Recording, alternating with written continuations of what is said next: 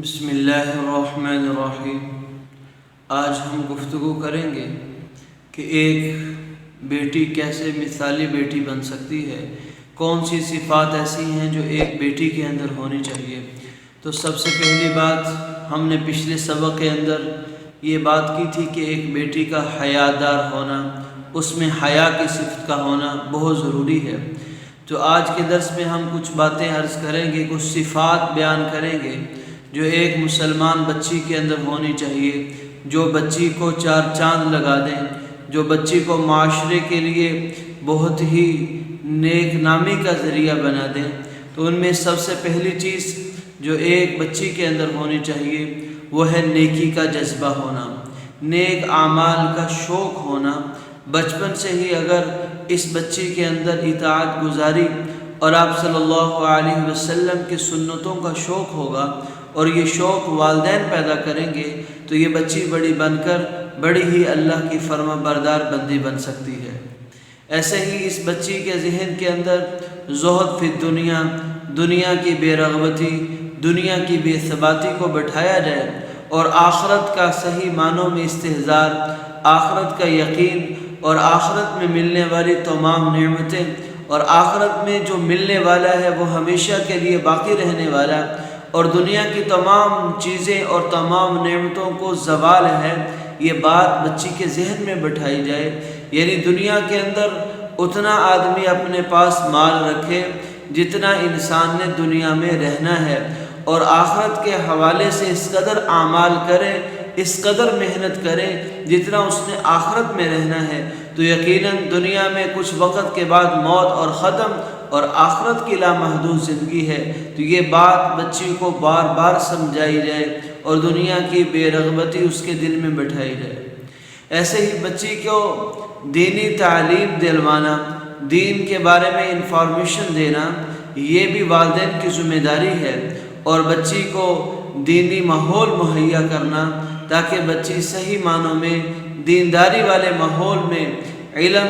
جو آپ صلی اللہ علیہ وسلم لے کر آئے ہیں اس کو سیکھ سکیں۔ کیونکہ ماں کا نیک ہونا وہ صرف ماں کا نیک ہونا نہیں بلکہ نسلوں کا نیک ہونا ہوتا ہے۔ ایک ماں، نیک ماں کی گود، ایک تربیت یافتہ ماں کی گود، ایک اللہ اور اس کے رسول اللہ صلی اللہ علیہ وسلم کی زندگی کو اور احکامات کو جاننے والی ماں کی گود، وہ کئی نسلوں کے سنورنے کا ذریعہ بن جاتی ہے، اور ماں کی جہالت اور ماں کی گمراہی کئی نسلوں کے بگاڑ کا ذریعہ بن سکتی ہے۔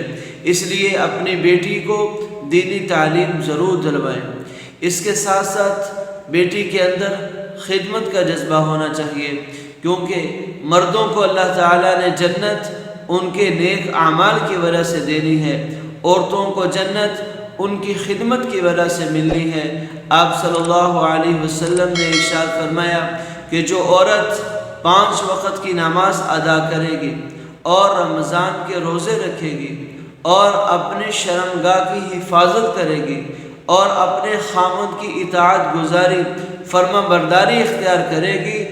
جنت کے جس دروازے سے چاہے جنت میں داخل ہو جائے، یعنی اس عورت کا جنت کے ہر دروازے پر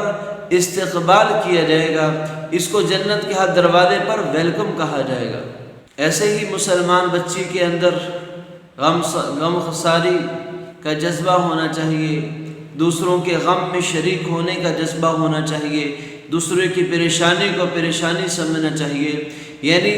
زندگی کے اندر اس کی تربیت ایسی ہونی چاہیے، جب بھی کوئی پریشان حال ہو، جب بھی کوئی مجبور ہو تو یہ بچی اس کی مدد کرنے کے لیے تیار ہو جائے، اور یہ بچی گھر کے کام کاج میں اپنے بہن بھائی، اپنے والدین کا ہاتھ بٹانے والی ہو، یہ بات اس کی تربیت میں ہونی چاہیے۔ اور بچی اپنی صحت کا خاص طور پر خیال کرے، کیونکہ جب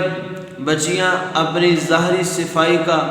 اپنی صفائی ستھرائی کا خیال نہیں رکھتی تو وہ بیمار پڑ جاتی ہیں۔ جب بیمار پڑ جاتی ہیں تو روحانی اور جسمانی کسی بھی قسم کا کام کرنے کے لیے وہ تیار نہیں ہوتی، اگلے گھر میں جا کر بھی وہ کام نہیں کر سکتی۔ اس لیے والدین کے گھر میں بچی کو چاہیے اپنی صحت کا خیال کرتے ہوئے اپنے گھر کے کام کاج کو سر انجام دینے کی کوشش کرے،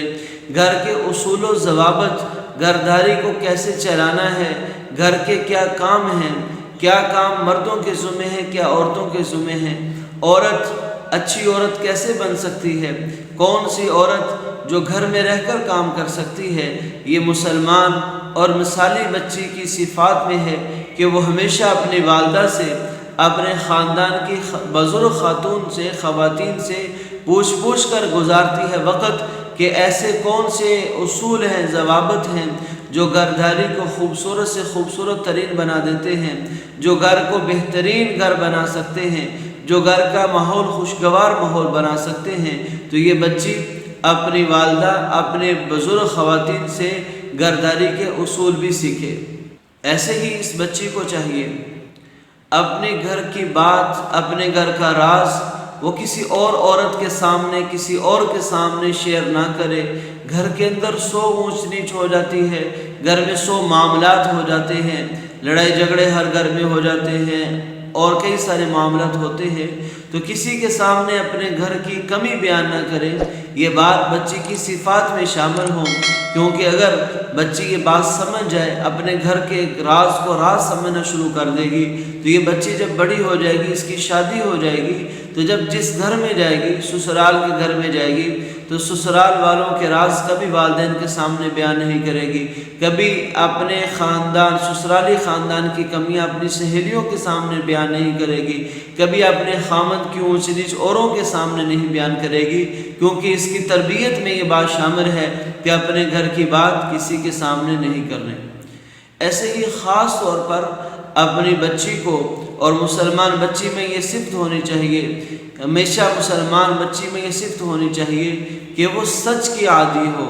وہ سچ بولنے والی ہو، جھوٹ کے قریب جانے والی نہ ہو، کیونکہ جھوٹ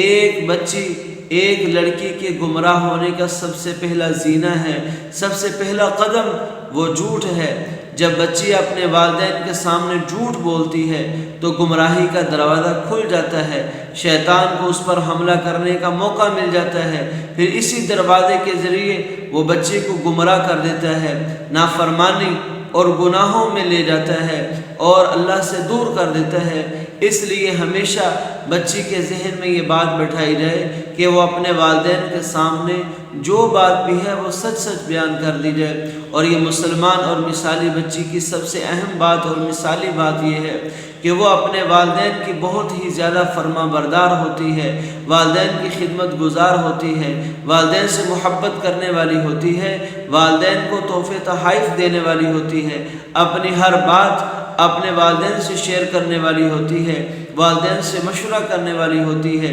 چاہے وہ والدین کا گھر ہو چاہے سسرال والوں کا گھر ہو، دونوں قسم کے والدین کو اپنے والدین سمجھ کر ان سے مشورہ کرتی ہے، ان کی خدمت کرنے کو سعادت سمجھتی ہے۔ تو یہ وہ باتیں ہیں جو ایک مسلمان مثالی بچی میں ہونی چاہیے۔ اللہ تعالی ہماری ہر بچی کو ان صفات پر عمل کرنے کی توفیق عطا فرمائے۔ مع السلامہ۔